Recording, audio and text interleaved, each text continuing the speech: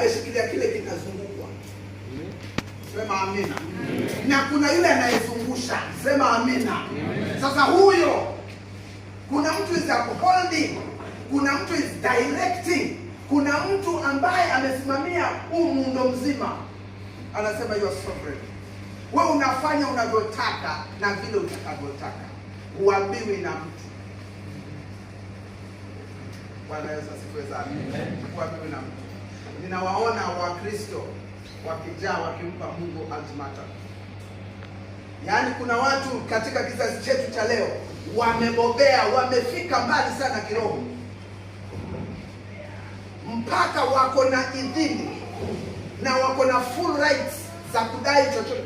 Bwana, ninadai mume wangu, nadai mke wangu, nadai watoto, nadai. Yaani kuna kizazi cha leo ambacho kinamdai sovereign Lord,